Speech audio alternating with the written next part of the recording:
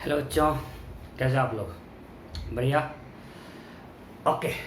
सो हम लोग last class में क्या पढ़ रहे थे? फ्रिक्शन। देखो, फ्रिक्शंस में नॉर्मली जो मेरा एक्सपीरियंस है, लोग परेशान रहते हैं कि बहुत टफ है, हो नहीं रहा है। बट रियल में ये आसान है, बस कॉन्सेप्ट अगर कॉन्सेप्ट समझ गए ना कि बहुत आसान है। और इसमें सिर्फ दो कॉन्सेप्ट है। First thing, it always opposes relative motion between contact surfaces. And second thing, static friction is less than equal to mu। मैं बार बार बोल रहा हूँ, लोग यहीं पे गलती करते हैं। फ्रिक्शन रहते हैं, लोग म्यू इंटू एन लगा देते हैं। And kinetic friction is mu के इंटू एन।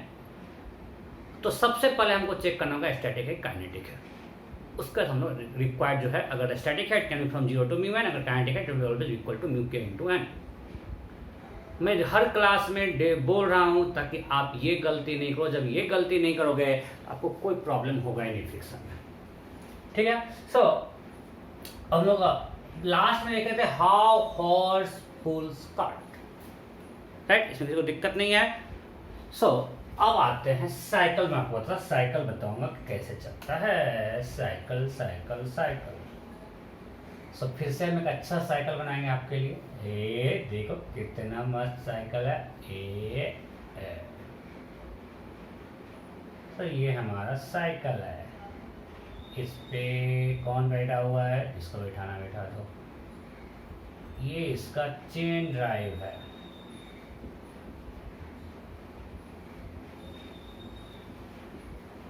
और यहाँ पे पैडल कर रहा है। ये पैडल कर रहा है। ठीक है, चलो लेट्स एज्यूम साइकिल आगे जा रहा है। अरे मस्त, कितना अच्छा तो साइकिल है। क्या मैं ड्राइंग इतना अच्छा है। तो साइकिल आगे जा रहा है।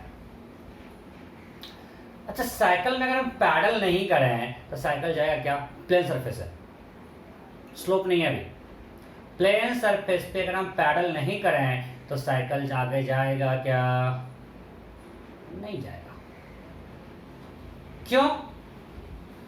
क्योंकि अगर हम पैडल नहीं करेंगे तो इसमें कोई टेंडेंसी नहीं मूव करने का। फ्रिक्शन चलाता नहीं, आपको ध्यान रखना पड़ेगा। फ्रिक्शन का काम है रिलेटिव मोशन को रोकना।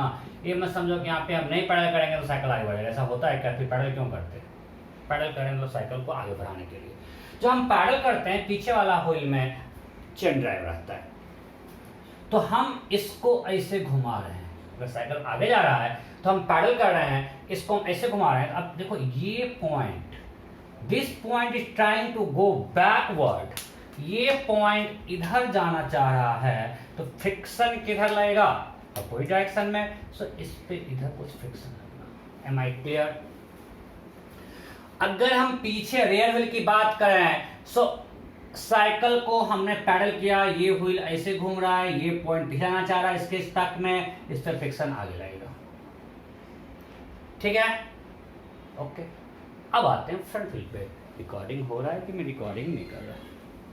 चलो हो रहा है। अब आते हैं फ्रंट व्हील पे। यहाँ कोई चेन ड्राइव है क्या? नहीं। तो ये क्या होता है? कनेक्टेड है इससे। तो जब ये आगे बढ़ेगा कि इसको पुश करेगा तो यहाँ पे स्लिपिंग होगा। ये स्लिप करके आगे स्लिप करना चाहेगा तो इस पे फ्रिक्शन पीछे लेगा। समझो, यहाँ पे इस पीछे वाले को हमने पैडल मार के इधर घुमाना शुरू किया। मीन्स ये पॉइंट इधर जाना चाह रहा है, इसलिए इस पे फ्रिक्शन आगे लगा। और फ्रंट व्हील को हम घुमाने रहे, इसको धक्का देंगे। ये जब आगे जाएगा तो इसमें कनेक्टेड, इसको धक्का देंगे, यहाँ स्लिप होके आगे बढ़ना चाहेगा तो फ्रिक्शन पीछे लगेगा और ये इसे रोटेट करेगा। इसको हम लोग अच्छे से पढ़ेंगे रोलिंग, रोटेशन में। सो इधर लगा F1 और ये लगा F2। देखो, अगर किसी चीज पे इधर लगेगा फ्रिक्शन तो ये ऐसे घूमेगा। तो इसको ऐसे कौन घुमा रहा है? फ्रिक्शन। इसको कौन घुमा रहा है? हम।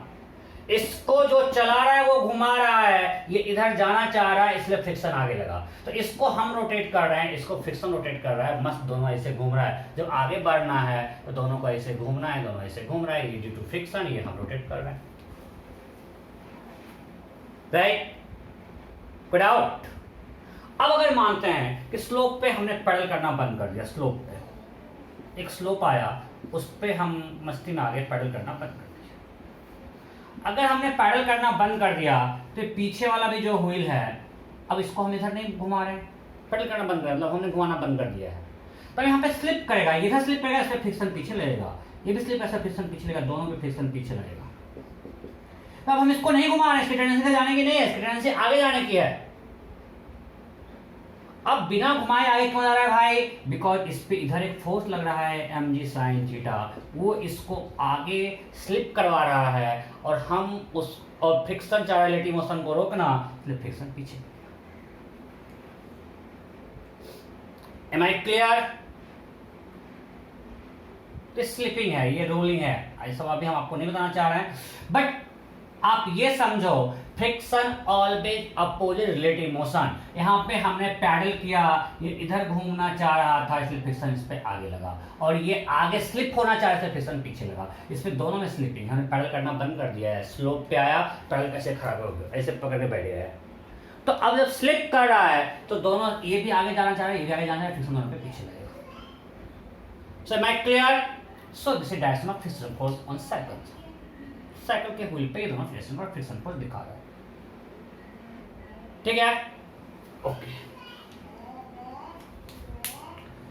अब आते हैं आगे।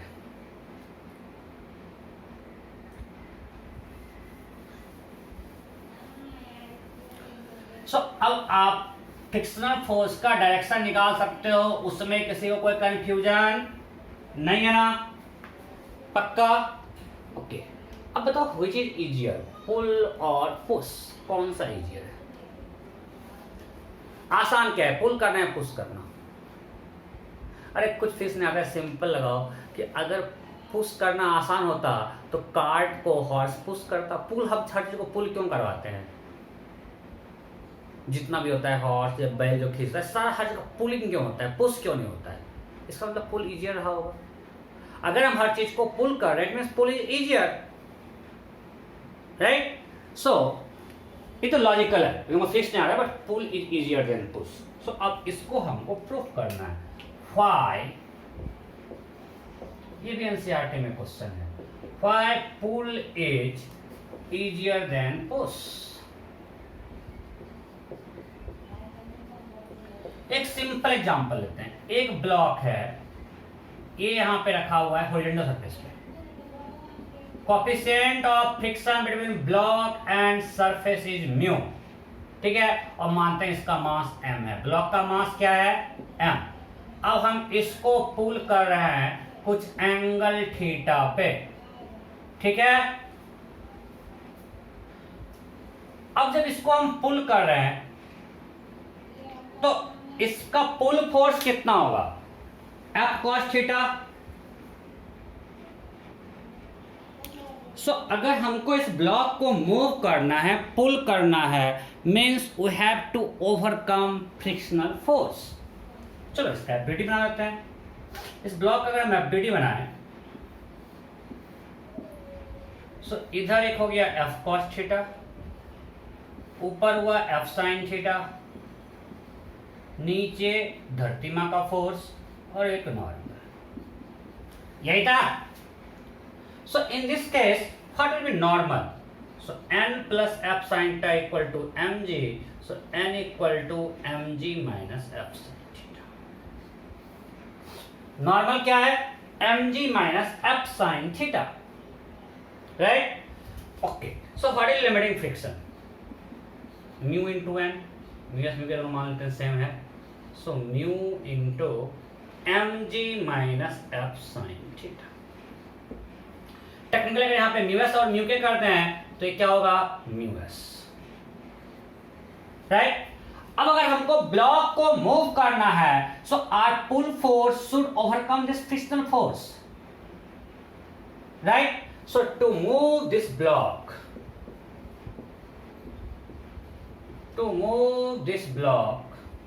चलो यहां लिखते हैं, टू मूव दिस ब्लॉक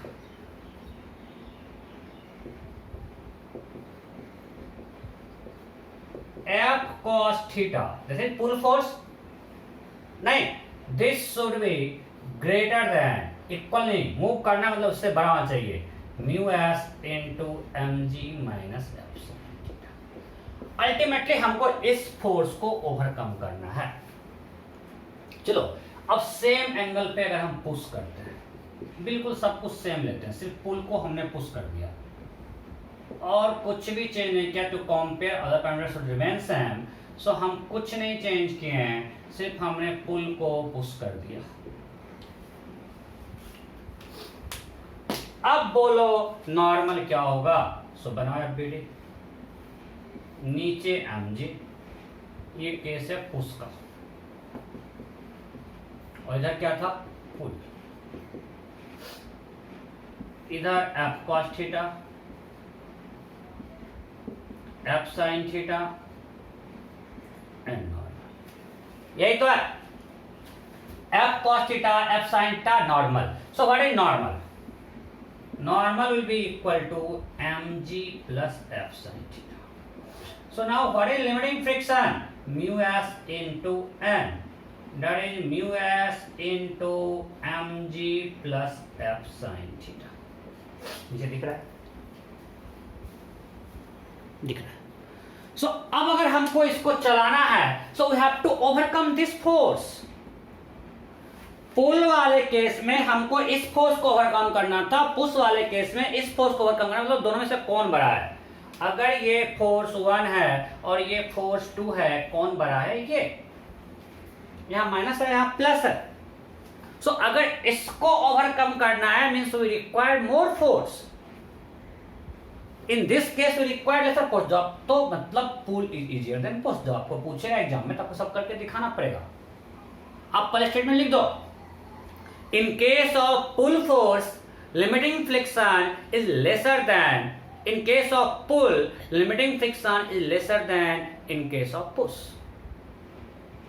पुल के केस में लिमिटिंग फ्रिक्शन फोर्स कम है, उसका फिर आपको ही दिखाना पड़ेगा, पूरा एक्सप्लेन करना पड़ेगा अगर इसको एग्जाम सब्जेक्टिव क्वेश्चन में आता है तो। क्यों कम है? क्योंकि पुल के केस में नॉर्मल डिक्रीज करेगा। यहाँ नॉर्मल है mg minus F sine theta और पुश में नॉर्मल हो गया mg plus F sine theta. Normal ज्यादा है, लिमिटिंग फ्रिक्शन ज्यादा होगा। So to move this block we have to overcome this limiting friction force, और ये बड़ा फोर्स है और ये छोटा है, that's why pull is easier than push. कोई डाउट है? नहीं। Okay, next. कोई दिक्कत? अब कितना फोर्स चाहिए? तो अब हमको अब क्वेश्चन ये पूछ देगा, देखो क्वेश्चन ये पूछेगा,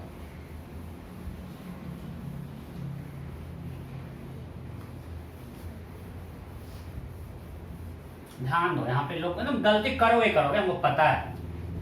क्वेश्चन सिंपल दे दिया, एक ब्लॉक दे दिया, उसका मास m है, coefficient of friction mu s है, और पूछेगा find minimum force required to move the block. Find minimum force required to move the block. So हमको पता है अगर मूव करना है मतलब पुल करना है। अब लोग क्या करते हैं, म्यू एम जी कैंसिल कर देते हैं। अरे भाई म्यू एम जी कब होता है? हॉरिजॉन्टली खींचते, हमको नहीं पता किस पे कम फोर्स लेगा, हम मान लेते हैं कुछ एंगल थीटा पे। इसको जब पुल करते हैं, पहले पुश में तो मिनिमम कभी नहीं, हमको पता है इजियर कौन है, पुल या पुश? पुल। सो मिनिमम फोर्स जो भी आएगा वो पुल के केस में होगा। अब कैसे पुल करेंगे मुझे नहीं पता, बट हमको पता है अगर हम पुल करेंगे so will require minimum force to move the block. So let's assume we are pulling at angle theta, theta may be 0, we don't know, we will calculate. So अगर एंगल थीटा पे पुल कर रहे हैं, अभी हमने निकाला, ऊपर ही निकाला हुआ है, to move this block, to move this block f cos theta should be greater than this, ये हमने अभी निकाला था। अभी निकाले ना कि अगर इसको मूव करना है तो हमको ये चाहिए। ओके, f को एक साथ करते हैं, सो यहां से आएगा f into cos theta plus mu S sine theta, this should be greater than mg to move this block, move करने के लिए चाहिए। So f should be greater than mg by this. So यहां वेरिएबल क्या है? Theta. हमको question में mu S और m दिया हुआ था और हमको नहीं पता f मिनिमम, हम थीटा को चेंज कर सकते हैं, हमको नहीं पता कितना थीटा पर मिनिमम फोर्स होगा, ये हमको नहीं पता है। सो अब बताओ, ये f हमेशा इससे बड़ा हो, ठीक है? तो f मिनिमम क्या होगा जो इसका मिनिमम वैल्यू हो सकता है? सो f मिनिमम क्या होगा?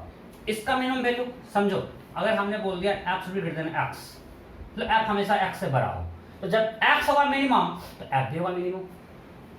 हाँ या नहीं, कोई दिक्कत नहीं? तो इसका मिनिमम वैल्यू क्या होगा? ये तो फिक्स है जब ये मैक्सिमम हो।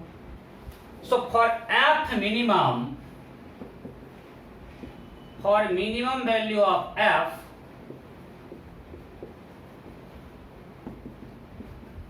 cos theta plus mu S sine theta should B maximum.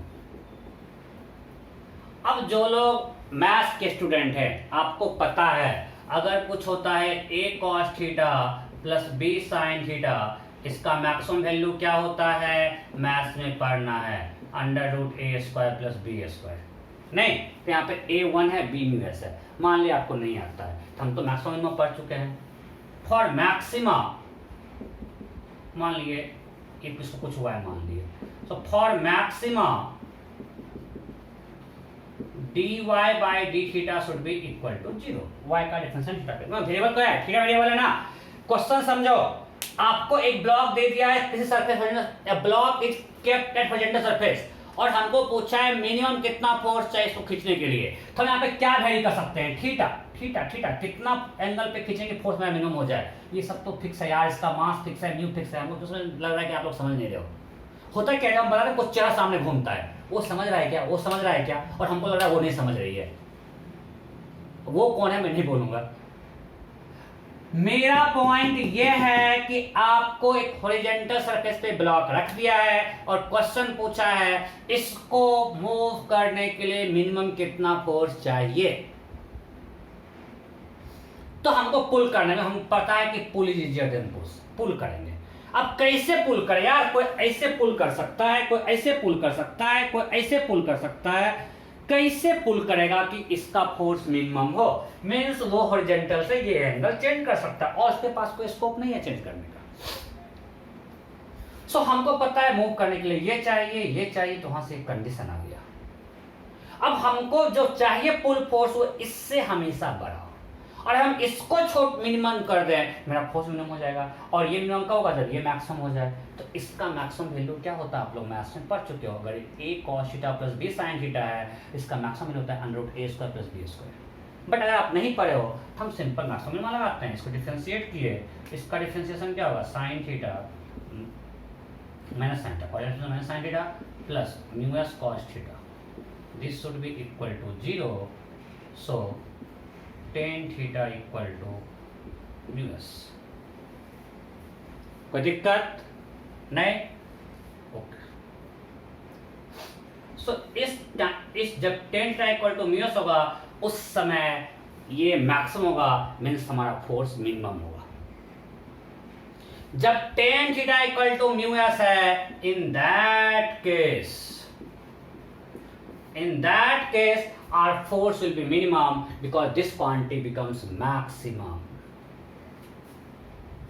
So minimum force क्या आएगा वो हम निकालते हैं। कब आएगा? जब थीटा ये हो। इधर लॉन्ग मिटा रहा हूँ। अब थीटा जब यहाँ पे पुट करोगे ना, साइन थीटा निकल गया mu S, sine theta cos theta put करोगे। मैं नहीं पुट कर रहा हूँ, रिजल्ट याद रखो। और मैथ वाले को रिजल्ट समझ में आ गया होगा, मैथ्स में पढ़े हुए हो आप लोग, बहुत तरीका है इसको करने का। सो यहाँ से आएगा minimum F minimum equal to, just put करो tan theta equal to mu, यहाँ से याद आएगा, आप कर सकते हो।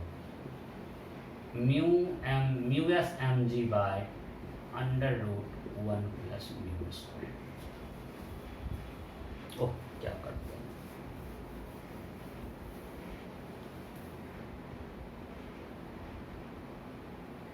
कुछ गलती किए हुए ना, यहाँ म्यू एस होगा, वही तो उस समय से गलती था। अब इसका मैक्सिमम वैल्यू है under root 1 plus mu square.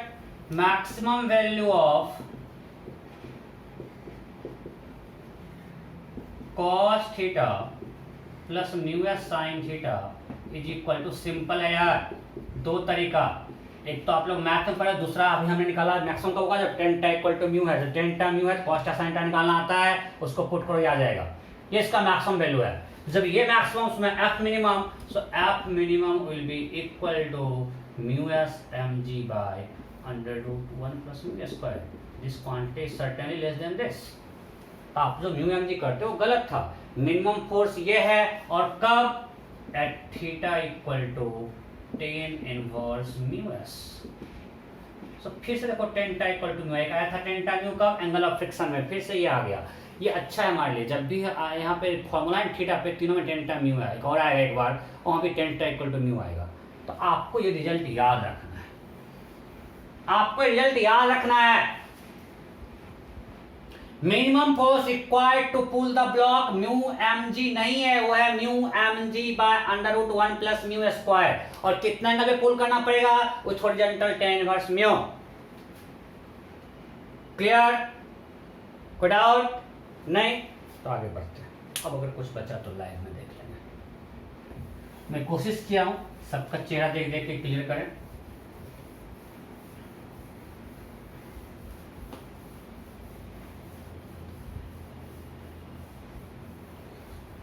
Okay, एक सिंपल क्वेश्चन लेते हैं। A block of mass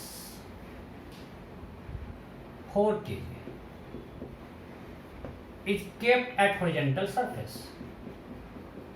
Angle of friction for this surface is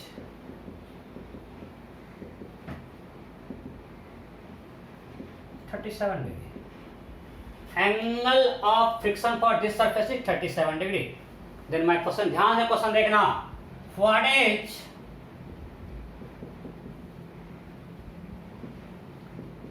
minimum required horizontal force to move this block?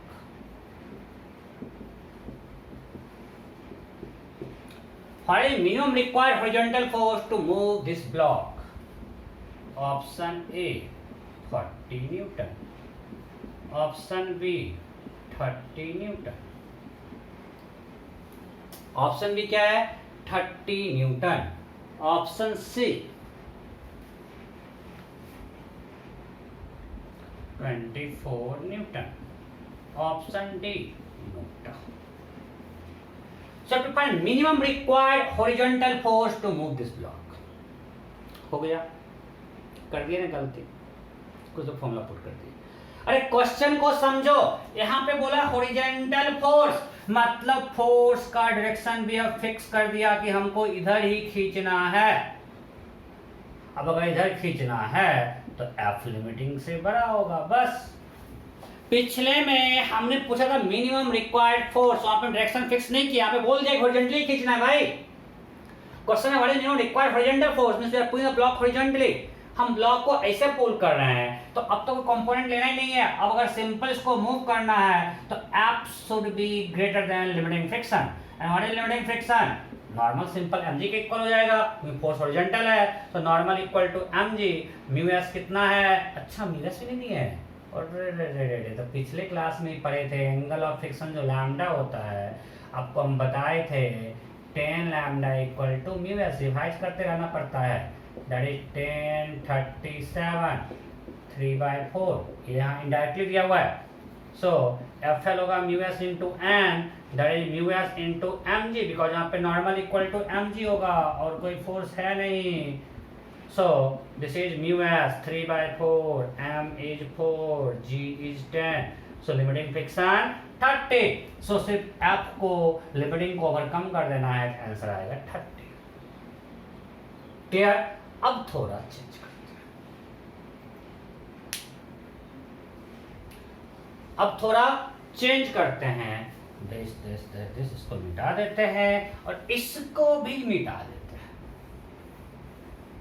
Horizontal को भी मिटा दिए। What is minimum required force to move this block? और everything remains same, सिर्फ horizontal हट गया, मतलब अब डायरेक्शन फिक्स नहीं है। आपको मैंने हिंट कर दिया, फटाफट फटाफट। What is minimum required force to move this block? हो गया। सो अब मेरा हॉरिजॉन्टल नहीं है, अपने डायरेक्शन को चेंज कर सकते हैं। सो अब जब डायरेक्शन चेंज किए थे तो अब भी हमने डिराइव किया कि इस थीटा पे हमको खींचना पड़ता है। ये थीटा होता है 10 इनवर्स म्यू एस, जो कि 37 डिग्री। मीन्स जब हमको मिनिमम फोर्स चाहिए तो हमको हॉरिजॉन्टल से 37 पे खींचना पड़ेगा। और कितना फोर्स लगेगा?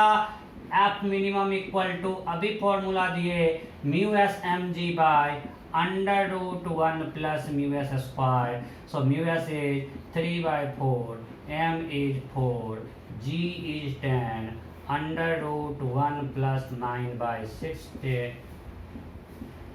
So it is 30 divided by 25 by 16, 5/4. So 30 into 4/5. देखो 24 आ गया। पीछे से कम आया कि नहीं?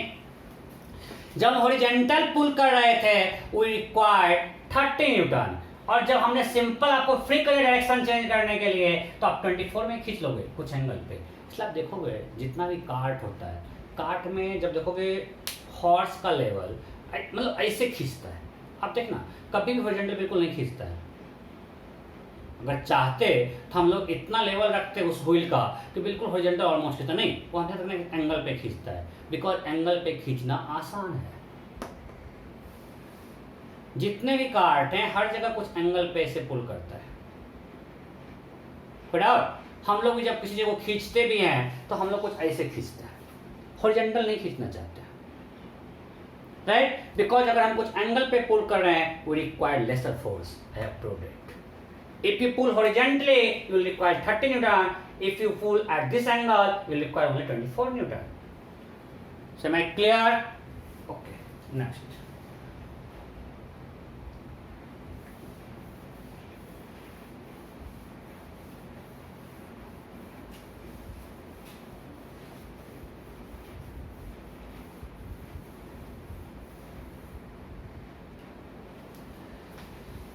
लिखिए next topic, angle of repose. क्या है एंगल ऑफ रिपोज? लेकिन एक इंटरेस्टिंग टॉपिक है, लोग इससे ही परेशान होते हैं। ये क्या है? पहले हम इसको थोड़ा सा कॉन्सेप्ट समझाते हैं, उसके बाद फिर लिखेंगे तो हैं तो इसका कॉन्सेप्ट क्या है। चलो, मैंने इस पे एक पेन रखा, पेन से अच्छा कुछ और चीज रखते हैं।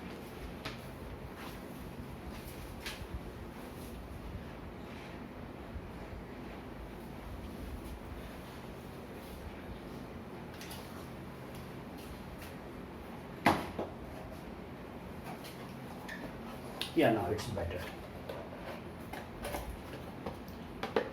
इस पे ये रखा हुआ है, ठीक है। अब देखो इसको हम अभी बिल्कुल रखा है, गिरने का ऐसा कोई चांस नहीं, हॉरिजॉन्टल रखा हुआ है, कोई गिरने का चांस नहीं। थोड़ा ये किए, अभी तक नहीं गिरा, नहीं गिरा, नहीं गिरा, नहीं गिरा, नहीं गिरा, अब गिरने लगा। सो जिस एंगल तक ये रुका हुआ था वो एंगल को बोलते हैं हम लोग एंगल ऑफ रिपोज। अगर हमने इस एक सरफेस लिया, इसका जैसे जैसे एंगल ऑफ इंक्लिनेशन चेंज कर रहे हैं, अब ये ब्लॉक देखो मूव करने लगा। जब ये हॉरिजॉन्टल था कभी मूव नहीं करेगा, अगर इसको रख दिया इस पेन को तो रखा ही रहेगा। अब हमने एंगल को बढ़ाना शुरू किया, शुरू किया, शुरू किया, शुरू किया, शुरू किया, गिरने लगा, राइट? तो जिस एंगल पे वो स्लिप करना शुरू करता है that angle is called angle of repose. Am I clear? तो इसको हम ऐसे लिख सकते हैं, maximum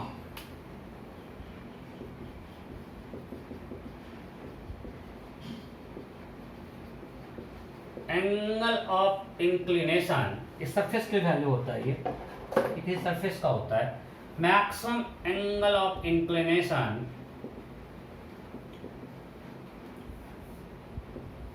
up to which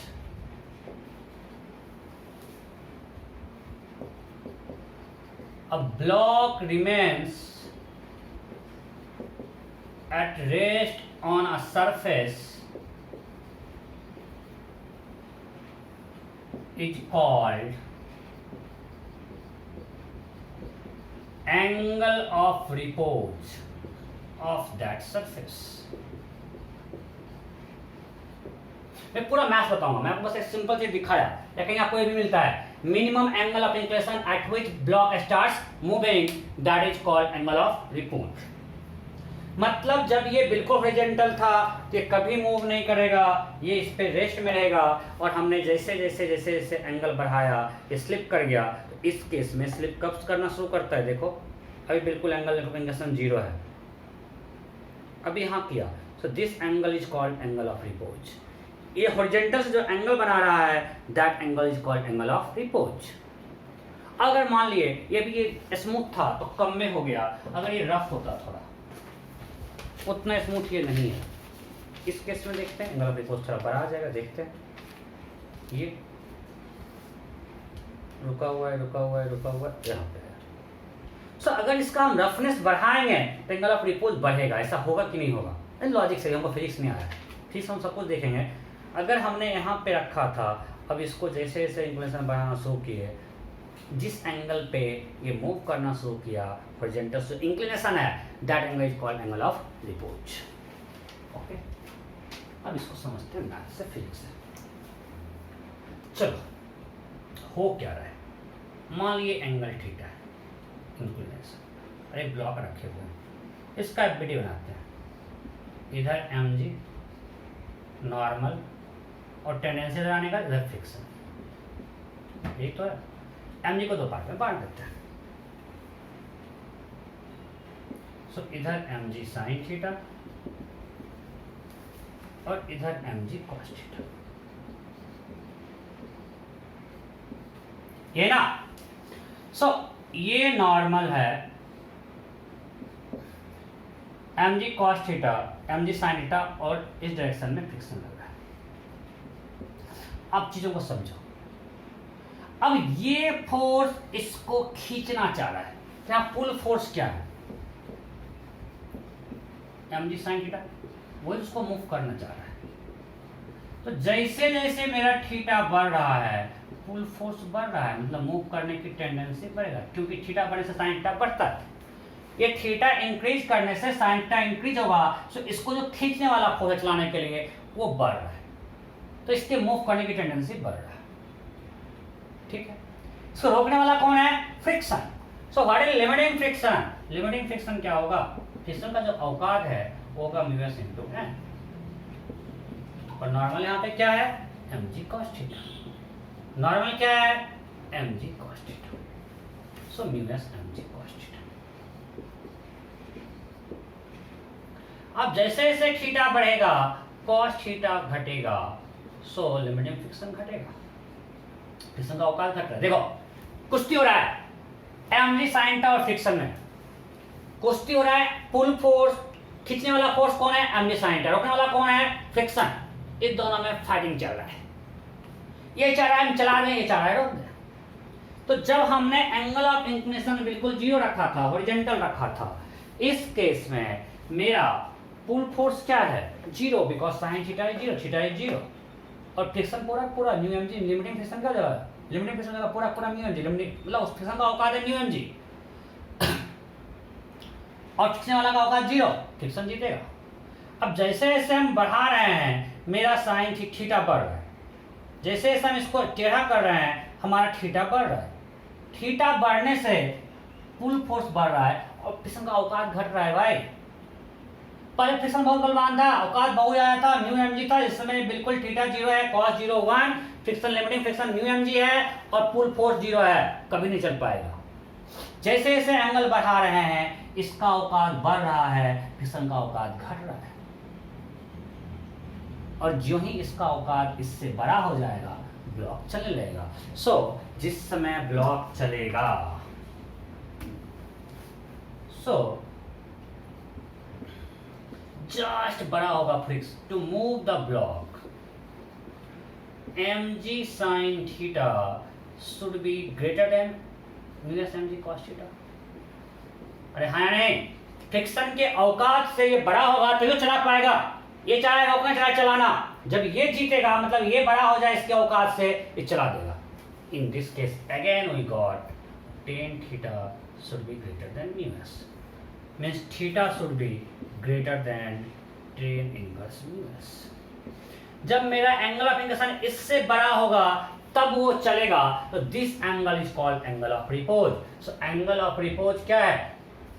ten inverse mu S, means इस एंगल तक वो रेस्ट में रहेगा, इससे थोड़ा भी एंगल बड़ा होगा तो ब्लॉक चल जाएगा। So angle of repose is again tan inverse mu S. So हमको अभी तीन एंगल हम पढ़े थे, angle of friction, although they are different things but सबका वैल्यू सेम आ रहा है। एंगल ऑफ फ्रिक्शन भी क्या था, टेन इनवर्स म्यू एस। लोग कंफ्यूज करते हैं सब कुछ सेम है, नहीं, सारा अलग अलग क्वांटिटी है।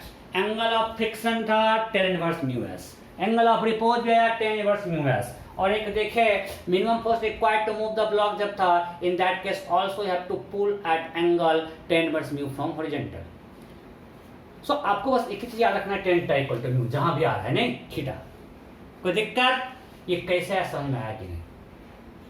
मैं बहुत कोशिश किया हूं कि ये पुल कर रहा है, ये रोकना चाह रहा है, जब ये जीत जाएगा तो ब्लॉक चल जाएगा। इसको जीतने के मतलब इसका वैल्यू इसके औकात से बड़ा होना चाहिए, उससे हमने सॉल्व कर दिया।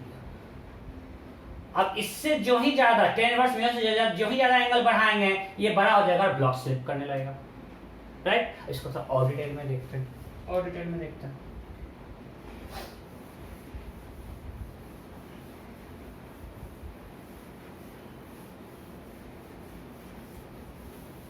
मानते हैं, ध्यान दो, अभी हमने क्या देखा, हमेशा मेरा पुल फोर्स जो चलाने वाला फोर्स है वो क्या है, mg sin theta, right. Limiting friction क्या है, म्यू mg cos थीटा, यही है ना। ओके, अब एक ग्राफ बनाते हैं, यहाँ पे रखते हैं फोर्स, इधर रखते हैं थीटा, हम थीटा चेंज कर रहे हैं। चलो अब थीटा कहाँ से कहाँ आएगा, 0 से पाई बाई 2। अभी एंगल जीरो है, यहाँ से लेके पाई बाई 2 तक ऐसे इंक्लाइन कर रहे हैं, 0 से पाई बाई 2 तक हॉरिजॉन्टल से, इसके बाद फिर से तो रिपीट हो गया हॉरिजॉन्टल से एंगल। थीटा कहाँ, 0 से लेकर पाई बाई 2 तक। ओके, अगर हम थीटा लेते हैं 0 से पाई बाई 2, जब थीटा 0 होगा तो पुल फोर्स क्या होगा, 0। तो सिंपल ग्राफ ये साइन का है, और जब थीटा पाई बाई 2 होगा तो पुल फोर्स क्या होगा, mg into sine pi by 2, that is mg into 1। कोई डाउट इसमें, किसी कोई डाउट है क्या, नहीं? ओके, सो इसमें कोई डाउट है क्या, नहीं? हमने प्लॉट किया पुल फोर्स को, इट इज mg sin थीटा, when theta is 0 pull force will be mg into 0 0 when theta is pi by 2, theta कितना है 90 डिग्री या pi by 2, in that case will be mg into sin 90 mg into 1 mg। सो इस तरह sign का graph है, corvette में sign का ग्राफ है, mg कांस्टेंट है, sin थीटा ग्राफ है। अब what will be the limiting friction, friction का औकात क्या होगा, मानते हैं μs लेस देन 1 है, तो at theta equal to 0 cos 0 1 it will be mu S mg। सो थीटा इक्वल टू 0 पे कुछ ये होगा, म्यू एस इंटू 1 mg, ये क्या हो गया, म्यू एस mg। कब, at theta equal to 0, and at theta equal to pi by 2 क्या होगा, cos pi by 2, cos 90 0, limiting friction 0, so graph हो जाएगा cos वाला, कुछ ऐसा, ठीक है। सो ये ग्राफ किस चीज का है, this graph represents pull force, black represent कर रहा है पुल फोर्स को, and blue represent limiting friction.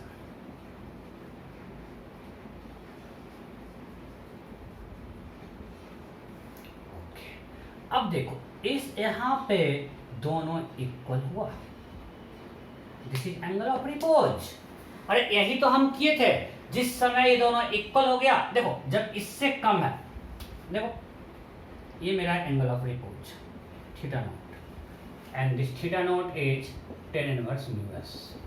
अब समझो, अगर आपका theta less than theta naught था, इस एरिया में कौन बड़ा है, ग्राफ से देखो, पुल फोर्स और लिमिटिंग फ्रिक्शन में कौन बड़ा है, ऊपर कौन है, लिमिटिंग फ्रिक्शन। सो इस केस में लिमिटिंग फ्रिक्शन ज्यादा है, पुल फोर्स कम है, means block will be at rest with static.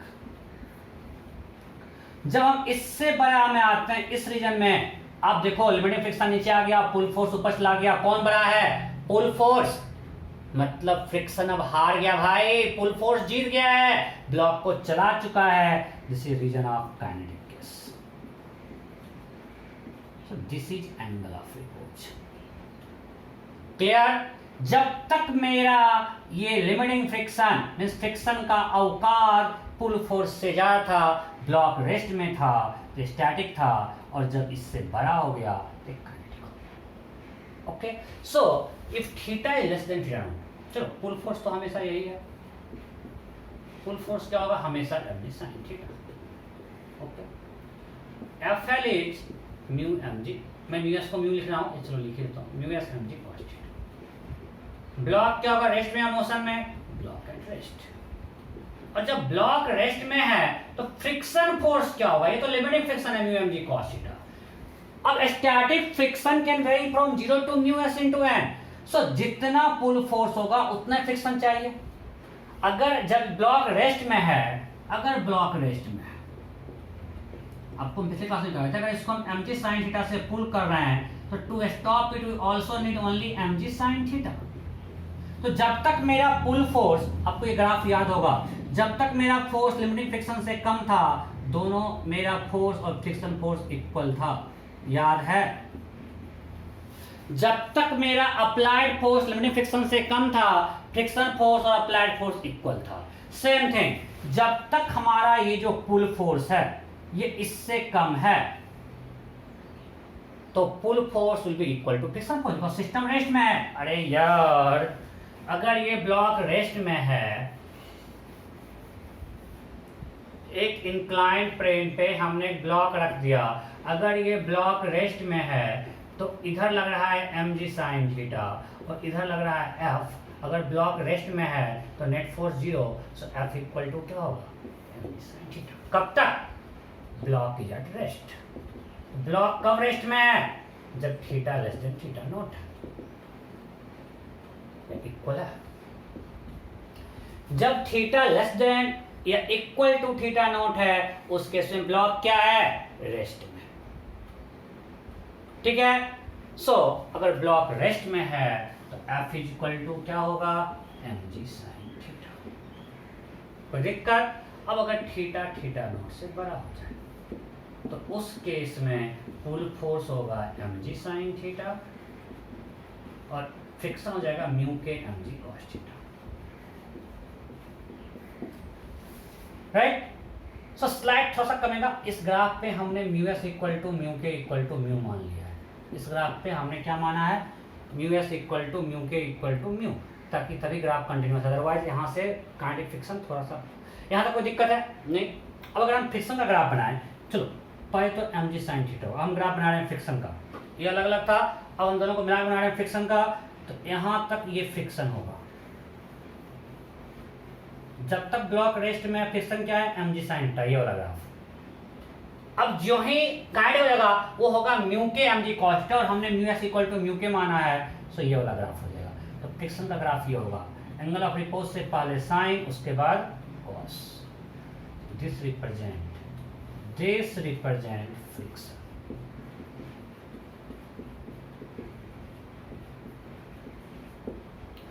अगर mu S equal to mu K नहीं होता तो यहाँ से स्लाइटली लेसर होता, कुछ ऐसा ग्राफ बनता। अगर mu S equal to mu K नहीं होता तो पहले तो ना mg sin थीटा, और जो यहाँ पे थोड़ा सा नीचे आता और फिर cos का ग्राफ होता, बिकॉज म्यू एस से छोटा है म्यू के। यहाँ पे ये क्या है, एट दिस पॉइंट ये जो वैल्यू है यहाँ पे, this is equal to mu S mg sin theta, theta naught, and that is equal to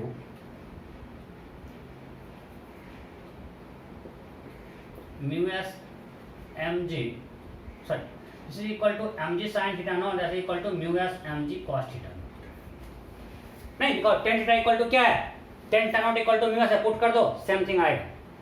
अरे यही तो किए थे कि यहाँ पे पुल फोर्स और फ्रिक्शनल, आप इससे और कंफ्यूज हो रहे हो। ये वाला पार्ट क्लियर है कि जब theta less than theta not है, उस केस में ब्लॉक रेस्ट में रहेगा और फ्रिक्शन फोर्स पुल फोर्स के इक्वल होगा। जब थीटा नॉट से बड़ा हो जाएगा, फ्रिक्शन फोर्स हो जाएगा kinetic, mu K mg cos theta. अगर mu S equal to mu K है तो ग्राफ कंटिन्यूअस होगा। अगर म्यू एस, अब मैं आगे जा रहा हूँ एक स्टेप आगे, अगर mu S equal to mu K नहीं है तो चलो थीटा नोट पे थीटा नोट पे ये और ये तो इक्वल था ना यार, ये मिटा रहा हूँ। At theta equal to theta naught जिसमें एंगल ऑफ रिपोज आया, उस समय मेरा m ji sine theta naught equal to क्या था, mu S M G cos theta naught. Means ये चीज जो है ये है mu S M G cos theta naught, ये क्या है मेरा, ये है mu S M G cos theta naught. और अगर म्यू के म्यू एस से छोटा है मतलब तुरंत फ्रिक्शन फोर्स घट जाएगा। हमको चाहिए ये चीज जो है मेरा, ये है mu S M G cos theta naught, friction का होगा, राइट। और जो ही म्यू के म्यू एस से कम होगा तो ग्राफ तुरंत नीचे आ जाएगा और ये होगा, ठीक। कोई डाउट है? होपफुली समझ गए। अगर डाउट है तो लाइव क्लास में देखेंगे। ओके, अब ये हमने बना लिया। ये ग्राफ किसका है, पुल फोर्स का। ये ग्राफ किसका है, लिमिटिंग फ्रिक्शन का। और ये जो हमने मोटा बनाया ये है फ्रिक्शनल फोर्स। जब यही इंपॉर्टेंट है, फ्रिक्शनल फोर्स जब theta less than theta naught था मेरा फ्रिक्शनल फोर्स ये था। जब theta more than theta naught हुआ अब हो गया mu k m ji cos theta, mu S equal to mu k हमने मान के ग्राफ बनाया। अब अगर कॉन्टैक्ट फोर्स की बात करें क्या होगा, अगर कॉन्टैक्ट फोर्स की बात करें, कॉन्टैक्ट फोर्स वो क्या होता है, under root N square plus F square, ठीक है। तो इस केस में देखते हैं, if theta is less than equal to theta naught, contact force तो हमेशा ये है N square plus F square. रखो एन, एन क्या है, is always m ji cos theta, और अभी एफ क्या है, M G sine theta. So it can m g, और आपको हम बता चुके हैं पहले भी, अगर कोई भी इंक्लाइन प्लेन पे कोई ब्लॉक रेस्ट में है, इस पे दो ही फोर्स लग रहा है, एक mg और एक कॉन्टैक्ट फोर्स। अरे उसी कॉन्टैक्ट फोर्स का तो पॉलीनॉमियल फ्रिक्शन ना पिछले क्लास में बताए थे। So contact force equal to mg होगा, आ रहा है, सही है। तो जब तक ब्लॉक रेस्ट में कॉन्टैक्ट फोर्स के इक्वल है, mg के इक्वल है। अब अगर थीटा थीटा नॉट से बड़ा हो गया, अब f equal to n square, n तो सेम रह गया, और अब फ्रिक्शन हो गया म्यू के एम जी कॉस थीटा, ठीक है। This will be equal to M G cos theta common under root 1 plus mu k square. कोई डाउट? सो अगर हम ग्राफ बनाएं कॉन्टैक्ट फोर्स वर्सेस थीटा, अब क्या करना, ग्राफ बना रहे हैं कॉन्टैक्ट फोर्स वर्सेस थीटा। यहां पे मेरा है कॉन्टैक्ट फोर्स और इधर है theta. So up to theta, अब फिर से हम कंफ्यूजन नहीं हो, आपको हम बार कंफ्यूज नहीं करते, म्यू इक्वल टू म्यू के इक्वल टू म्यू हम मान रहे हैं। सो ये थीटा नॉट है, मैक्सिमम ऐसा कोई मिलता है इसमें वही कर रहा हूँ। सो कॉन्टैक्ट फोर्स इक्वल टू क्या है, एम जी कांस्टेंट है। यहां तक ब्लॉक रेस्ट में है, कॉन्टैक्ट फोर्स कांस्टेंट है, और उसके बाद ये हो गया लाइक दिस कॉस का ग्राफ, इसे theta equal to pi by 2, pi by 2 रखोगे तो ये कॉन्टैक्ट फोर्स 0 हो जाएगा, right. At theta equal to pi by 2 contact force will become 0 होना चाहिए क्या। At theta equal to pi by 2 contact force क्या होगा, अरे ऐसा हो जाएगा ना, नीचे आ जाएगा, कुछ कॉन्टैक्ट कुछ पुश नहीं कर पा रहा है, तो नॉर्मल भी 0, फ्रिक्शन भी 0। ओके, कोई doubt? This is contact force at theta, this theta naught is tan inverse mu s, tan inverse mu. समझ में आ गया? ब्लॉक रेस्ट में है तो कॉन्टैक्ट फोर्स mg के इक्वल है, जब ब्लॉक मोशन में आया simply under root n square plus f square किया और ग्राफ बना दिया, ठीक। नेक्स्ट, सो इसमें थ्योरेटिकल क्वेश्चन आते हैं, ग्राफ्स आते हैं, एंगल ऑफ रिपोज सिंपल रहेगा। आपको एंगल ऑफ रिपोज दिया हुआ तो आप कोएफिशिएंट ऑफ फ्रिक्शन निकाल सकते हो, कोएफिशिएंट ऑफ फ्रिक्शन दिया हुआ तो एंगल ऑफ रिपोज होगा tan इनवर्स म्यू एस। बस सिंपल फॉर्मूला पुटिंग आता है, आपने कॉन्सेप्ट समझ लिया है तो सिंपल फॉर्मूला पुटिंग आता है, ठीक है। तो हो गया, सारा कॉन्सेप्ट हमने कवर कर लिया। अब क्वेश्चंस करते हैं। अभी हमने सिर्फ फ्रिक्शन फोर्स निकालना सीखा, अब जब फ्रिक्शन लगा तो कैसे ब्लॉक को एक्सेलरेशन निकालेंगे। तो motion of block on rough surface, क्या है मेरा topic, motion of block on rough surface.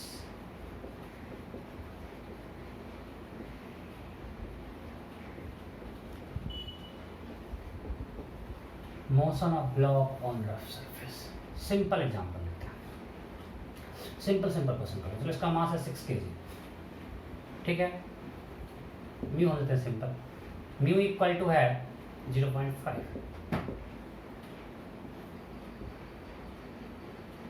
इसको हम 60 न्यूटन फोर्स से पुल कर रहे हैं। Simple, find action of block.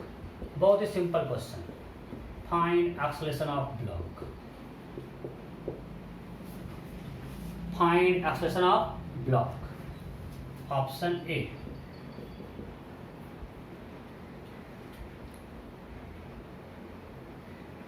Ten metre पर second square. Option B 5 metre पर second square.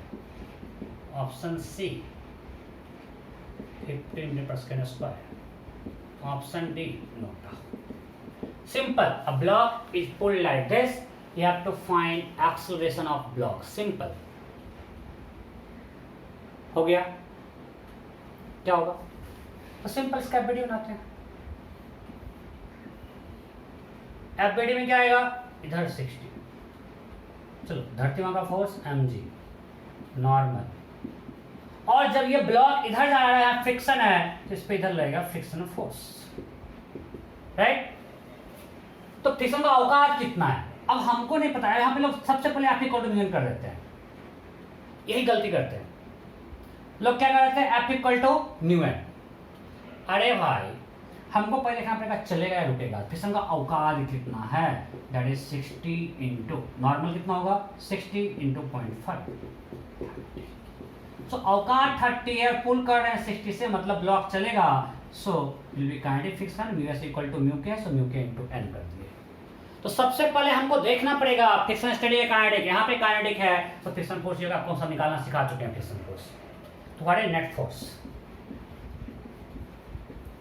Net force 60 minus 30 Newton. What is acceleration, net force by मास 30/6। बहुत ही सिंपल। सो आपको फ्रिक्शन निकालना आता है, सिर्फ क्वेश्चन 11 का है, बस एक नया फोर्स आया, फ्रिक्शन कुछ आया क्या, तो हम जस्ट टाइम पास करेंगे। अब सब एनएम क्वेश्चन को फिर से सॉल्व कर रहे हैं, बस एक नया फोर्स फ्रिक्शन लेके बस टाइम पास करते रहेंगे, और आपको फ्रिक्शन निकालना तो आता ही है, तो करते रहते हैं question. Next,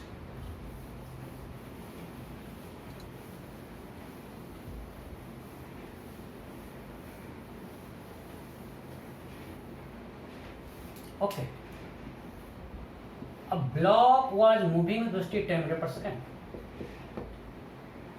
Coefficient of friction between surface and block is 0.5। मानते हैं म्यू के जो है दोनों सेम है। Then question is find time after which, find time after which block comes to rest। Option A never, कभी रेस्ट में नहीं आएगा। Option B 5 second. Option C 2 second. Option D data insufficient. आपको जी पकड़ना है, फिर सिर्फ 10 मीटर पर second square. Find time after which block comes to rest. हमने एक ब्लॉक को भेज लेके छोड़ दिया ऑन रफ सरफेस। अब block was given velocity 10 meter per second on the rough surface, then find time after which block comes to rest। उसको हमने इंसुलेटर देके छोड़ दिया है, तो कितने देर बाद वो रेस्ट में आएगा। हो गया। अब लोग देखते हैं डाटा मास वगैरह नहीं दिया, अरे भाई इसका वीडियो बनाओ। चलो इधर लगेगा mg, इधर लगेगा नॉर्मल, ब्लॉक जा रहा है आगे, पीछे लगेगा फ्रिक्शन, और पिछले पे क्या है काइनेटिक, ब्लॉक चल रहा है, so F equal to mu N, that is mu mg। अब सर मास तो दिया नहीं, हम कैसे फ्रिक्शन निकाला है, अरे हमको फ्रिक्शन फोर्स नहीं चाहिए, हमको डिस्लेशन चाहिए। तो यहाँ पे ब्लॉक डिस्लेट करेगा बिकॉज फोर्स लग रहा है इधर, सो A will be minus mu mg net force by mass minus mu g। Mu is 0.5, g is 10, सो इसका डिस्लेशन ये है 500 पर सेकेंड स्क्वायर, सो 8 माइनस 500 पर सेकेंड स्क्वायर, हम उधर पॉइंट ही माने हुए हैं। सो अब हमको u दिया हुआ है 10 मीटर पर सेकेंड, a दिया हुआ है -5 मीटर पर सेकेंड स्क्वायर, और रेस्ट में आएगा तो v0, Now use V equal to U plus AT. We'll get T equal to 2 seconds. Am I clear? So T क्या आ जाएगा? 2 seconds. चलो next. So you can say this time is independent of mass. इसमें कहीं हमको मास का requirement नहीं हुआ. Next question बिल्कुल सेम टाइप. अरे शर्म आ रही है बट मैं तो बेशर्म हूं. A block is moving with 20 metre पर second. This mu h 0.4. Mu क्या है? 0.4. Then find displacement of block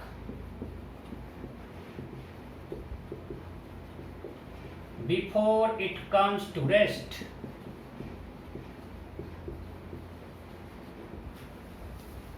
Then find displacement of block before it comes to rest. Option A.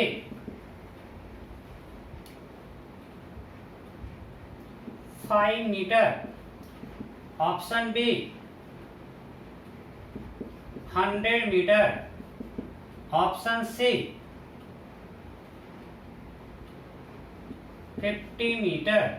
Option D. Data insufficient. And option E. Not.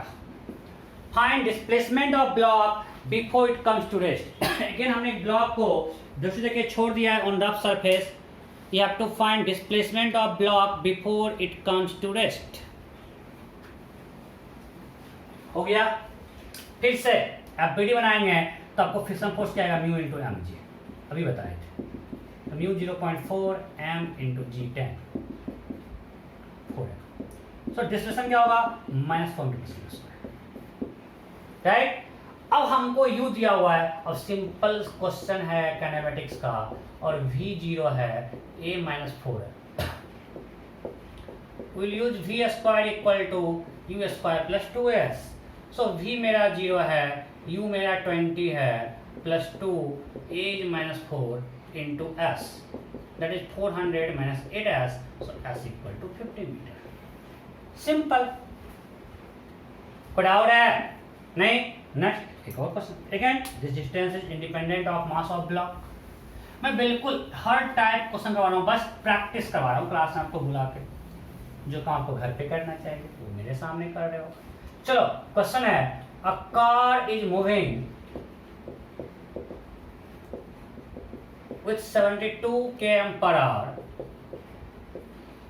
on a straight horizontal road. On a straight horizontal road.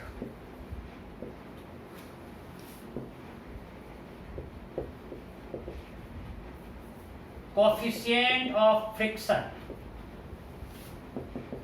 Coefficient of friction between road and tire is 0.5. Is 0.5. Then find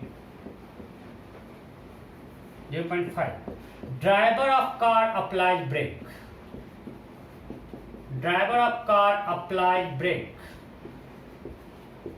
Then find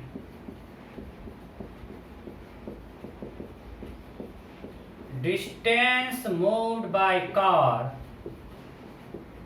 before it comes to rest. Before it comes to rest. So a car is moving on a straight horizontal road with a speed 72 km per hour. Coefficient of friction between road and tire 0.5. Driver of car applies brake. Then you have to find distance moved by car before it comes to rest. Option A 100 meter. Option B 50 meter. Option C 80 meter. Option D 40 meter. Option E meter. हो गया. बिल्कुल same type question है. You कितना दिया हुआ है? 72 के हम पर आपको काउंट करना आता है ना. सो यू है 20 मीटर पर सेकेंड. ओके. अब फिर से फ्रिक्शन फोर्स क्या होगा, म्यू एम जी। जब वो ब्रेक अप्लाई करेगा, इसे यहाँ पूछता है फाइंड मिनिमम डिस्टेंस, मतलब पूरा फ्रिक्शन अच्छे से लग गया, हमने पूरा ब्रेक लगा दिया। सो लिमिटिंग फ्रिक्शन होगा वो क्या है, mu M g 0.5 into m into 10। So displacement will be minus mu g. ये आपको याद रखना है, मास से इंडिपेंडेंट आ रहा है, दैट इज -5 मीटर पर सेकेंड स्क्वायर, 0.5 इंटू 10। सो V0 है, A -5 है। नाउ अप्लाई, हमको S निकालना है तो कौन सा फॉर्मूला यूज करें, थर्ड इक्वेशन आप मोशन अभी यूज किए थे, V square equal to U square plus 2S। So 0 equal to 20 square plus 2 into -5 into S। So S equal to 40 metre. कोई दिक्कत नहीं? Okay, next. सो हम लोगों ने अभी तक स्ट्रेट हॉरिजॉन्टल लोड पे हॉरिजॉन्टल फोर्स लगा के डिफरेंट टाइप क्वेश्चंस कर रहे हैं, डिफरेंट टाइप करे जा रहे हैं। लगे रहो लगे रहो, क्या गंदा गाते हैं। चलो नेक्स्ट, इग्नोर करो गाना, क्वेश्चन करो, मजाक हंसता है इसे। फिर दांत बंद करो। ये है, इसका मास है, मास कितना है भाई, 10 kg करते हैं। चलो मास है 10 kg, म्यू है 0.5। म्यू क्या है, 0.5। Block starts from rest, mu is equal to mu k, mu block starts from rest, starts from rest, then find its velocity at t equal to 2 seconds. This block starts from rest, then find its velocity at t equal to 2 seconds. फटाफट फटाफट करो, मैं भी कर रहा हूं।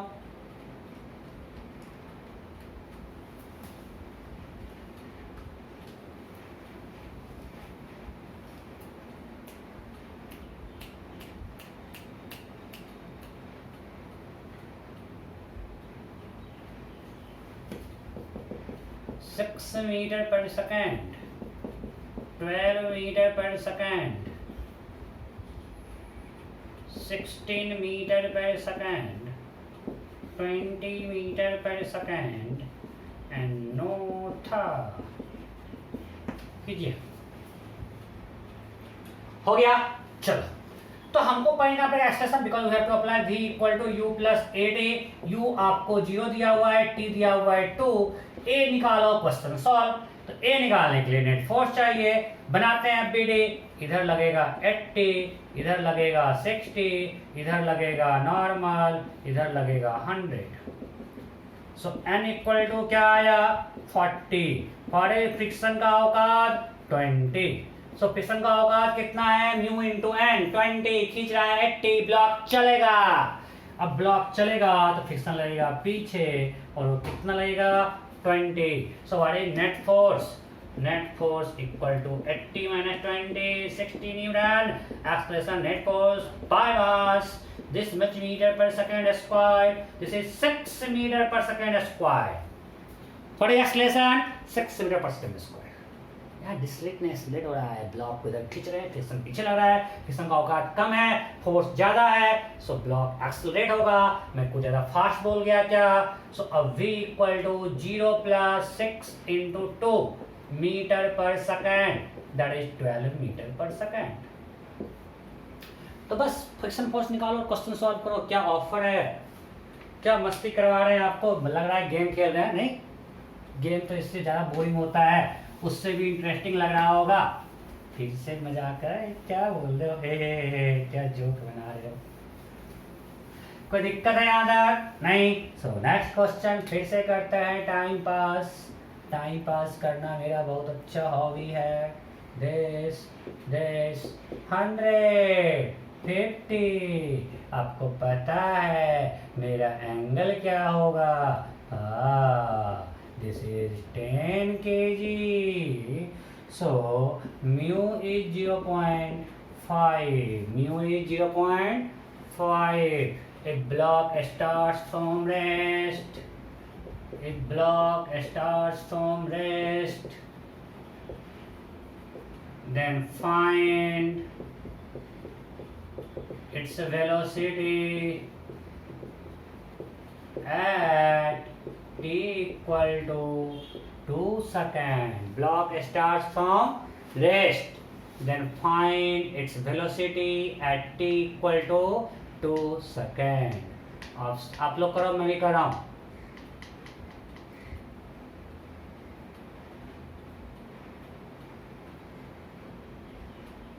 चलो, option A 8 metre पर सेकेंड, ऑप्शन बी 16 मीटर पर सेकेंड,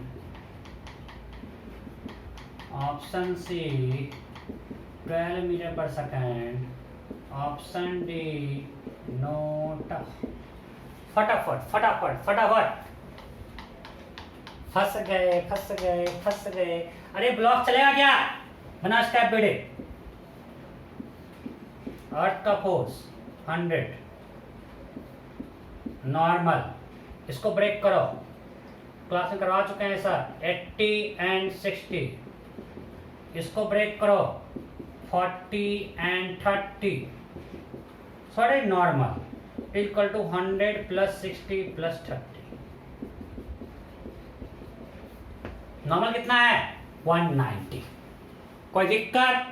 जब नॉर्मल 190 है, so what is limiting friction? 190 into 0.5, 95 newton. और नेट पुल फोर्स मेरा कितना है भाई? इधर 80 इधर 40. तो रोकने वाला का औकात 95 है, 95. चलाने वाला सिर्फ 40 है. कौन जीतेगा? फ्रिक्शन जीतेगा. इधर से 80 इधर से 40, बस इतना. अब हमको रियल में नेट पुश फोर्स इस डायरेक्शन में 40 है, और जो रोक रहा है उसका औकात 95 है. सो रोकने वाला फोर्स ज्यादा है, means block will remain at rest, right? So v will become 0. चलेगा ही नहीं भाई, फ्रिक्शन जीत गया. यहाँ पे कितना फोर्स लगेगा? 40 न्यूटन. अगर पूछेगा फाइंड फ्रिक्शनल फॉर्मूला ब्लॉक, क्या होगा आंसर? 40, बिकॉज नेट फोर्स 40 है. हम करवा चुके हैं सब question, right? Next next next next. कुछ नहीं करना है, जो एनएलएम में किया हो बस एक्स्ट्रा एक फ्रिक्शनल फोर्स लगाओ और टाइम पास करो. तो एक तरह से एनएलएम का प्रैक्टिस फिर से हो रहा है. फिर से एनएलएम का प्रैक्टिस दिस, और मैं कुछ प्रैक्टिस क्वेश्चन डाल दूंगा आपको इस क्लास के बाद. इधर से चलो, ये है 6 kg, ये है 4 kg. यहाँ म्यू एस है 0.6, म्यू के है 0.5, म्यू एस है 0.8, म्यू के है 0.6. ठीक है?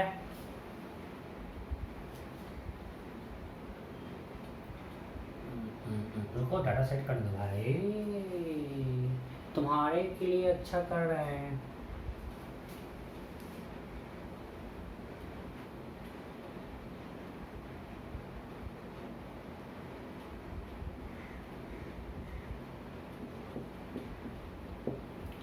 देन क्वेश्चन है फाइंड टेंशन द स्ट्रिंग.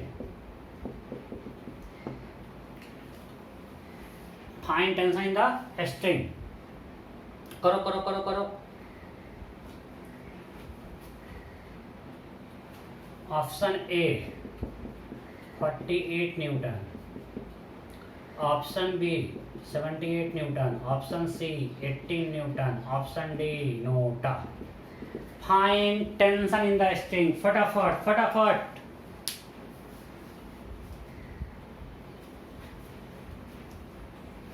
हुआ क्या? चलो, हो गया. तो सबसे पहले आपको देखना है कि ब्लॉक चलेगा या रुकेगा. तो फ्रिक्शन का औकात क्या है? सो यहाँ पे लिमिटिंग फ्रिक्शन कितना है बताओ? 60 इंटू 0.6 36, और नॉर्मल 60 और माइनस 30. और यहाँ पे लिमिटिंग फ्रिक्शन कितना होगा? 40 इंटू 0.8 32. तो इसको रोकने वाला 36 प्लस 32 68 है, और चलाने वाला 134. So system will move. और जब मूव करेगा तो एक क्वेश्चन बनेगा एनएलएम का. आपको तो एनएलएम में कराए हुए हैं, बस एक्स्ट्रा एक हो जाएगा फ्रिक्शन फोर्स, और कुछ होगा क्या? सो जब हमको पता चल गया, हमने देख लिया कि 36 से 32 है, राइट, रोकने वाला सिर्फ 68 है, चलाने वाला 134 है, सिस्टम मूव करेगा, जब मूव करेगा तो बना एफबीडी, मूव करेगा तो आसान है, फ्रिक्शन फोर्स होगा म्यू के इनटू एमजी। ओके, सो एफबीडी अगर बना है सो इधर लगेगा, कंबाइंड सिस्टम लेते हैं, दोनों साथ चलेगा, बीच में स्ट्रिंग बंधा हुआ है, इस पे कितना फ्रिक्शन लगेगा, चूंकि जा रहा है आगे तो एफ लगेगा पीछे, म्यू के इनटू नॉर्मल, नॉर्मल यहाँ पे 60 है, सो 60 2.5 30, इस पे भी इधर आगे जा रहा है, म्यू के 0.6 इंटू नॉर्मल 40। अब मत बोलना सर ये सब कैसे ले आए, इतना तो आपको आता है यार। सो अरे नेट फोर्स क्या होगा, 134 minus 30 minus 24, this much newton, that is equal to 80 newton. कोई दिक्कत? सो पूरे सिस्टम पे नेट फोर्स 80 न्यूटन है। मास क्या है सिस्टम का, 10 kg। So what is acceleration, 80 by 10 metre पर second square, that is 8 metre पर सेकेंड स्क्वायर। सो क्या हो गया एक्सेलरेशन 8। कोई दिक्कत?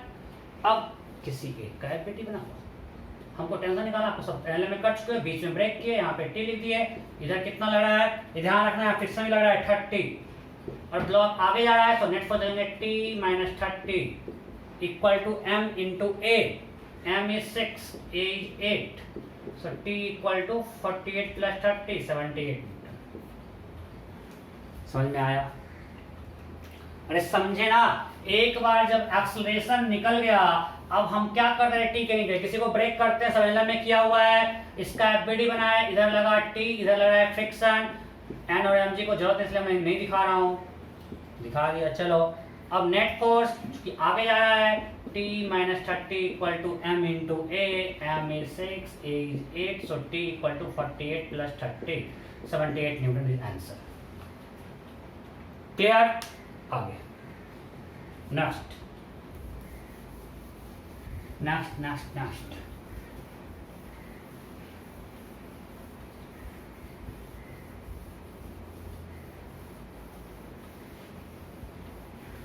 ओके, अब मानते हैं, फिर से वैसा क्वेश्चन लेते हैं, बिल्कुल सेम टाइप, बिल्कुल सेम टाइप। चलो एक और बिल्कुल सेम करते हैं, 6 kg 4 kg 2 kg, ठीक है, म्यू एस 0.6, म्यू के 0.5, mu S 0.8, mu k 0.6, mu S equal to mu के इक्वल टू 0.5, ठीक है।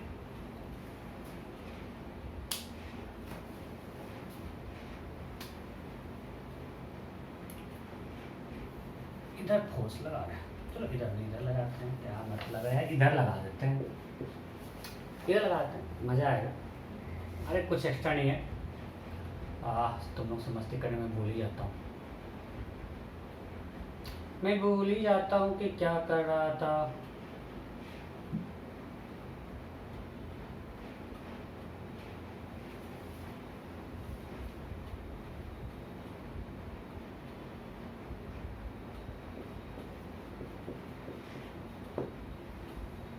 Okay, then question is find T1 and T2.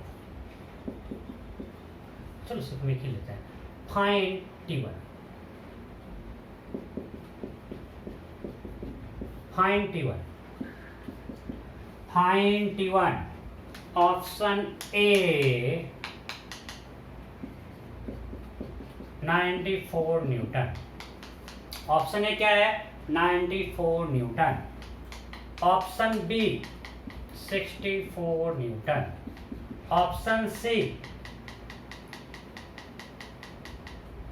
58 newton, option D Newton.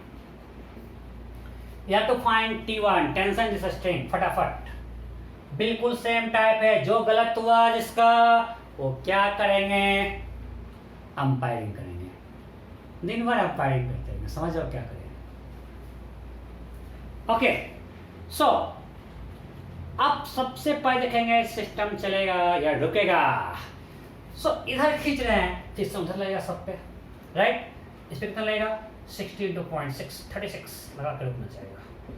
इस पे 40 × 0.8 32, इस पे 20 × 0.5 10। औकात कितना है 36 + 32 68 + 10 78, और लगा कितना रहे हैं 124। भाई औकात से बाहर है, वो मैक्सिमम इतना ही लगा सकता है। तो रोकने वाला 478, खींचने वाला 124। सिस्टम चलेगा या रुकेगा? चलेगा।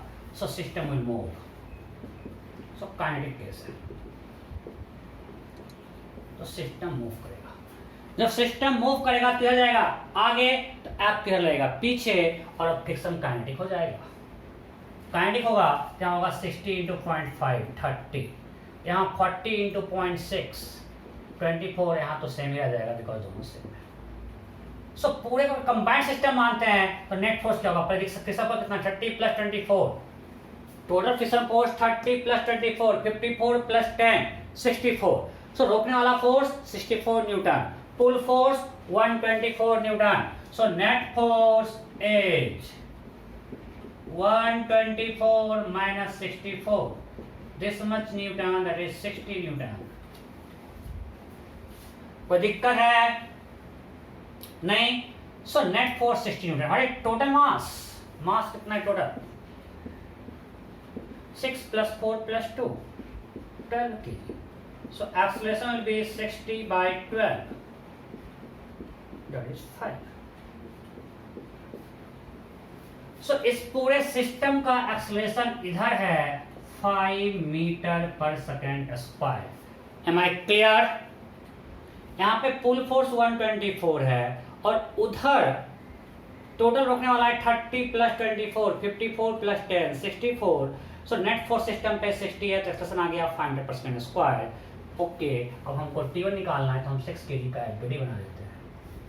अगर हम 6 kg का एफबीडी बनाते हैं, दिख रहा है क्या? यहाँ पे दिख रहा है। इधर 124, इधर T1 और एक फ्रिक्शन लगेगा इधर कितना 30 को 4 सही है। एंड जस्ट इंटर फोर्स, तो नेट फोर्स इधर चल रहा है ना, तो नेट फोर्स क्या लिखेंगे 124 - T1 - 30 = M × A। M is 6, acceleration is 5, right. So T1 = क्या होगा 124 - 30 कितना होगा 94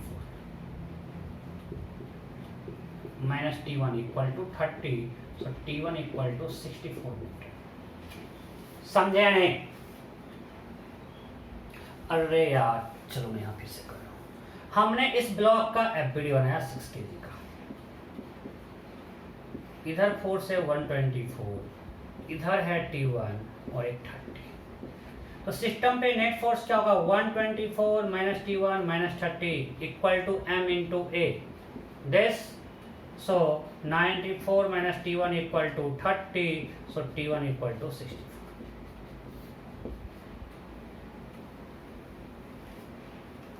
कोई दिक्कत नहीं? तो एक काम करेंगे इस पे, और मैं आपको लगभग 10 क्वेश्चन सेम टाइप दूंगा प्रैक्टिस के लिए। अगले क्लास से पहले आप लोग वो कर लोगे, उसको हम डिस्कस कर देंगे, फिर अगले टाइप पे जाएंगे। ठीक, अब क्लास में बैठे क्या एक ही टाइप क्वेश्चन करते हैं, मजा नहीं आएगा यार। अब इधर फोर्स लगाएंगे फिर उधर फोर्स लगाएंगे, क्या होगा इधर उधर फोर्स लगा देंगे। अब सब एनालिसिस में ऐसे फ्रिक्शन देखते हैं ना, कुछ नहीं है। ठीक है, ओके देन बाय बाय।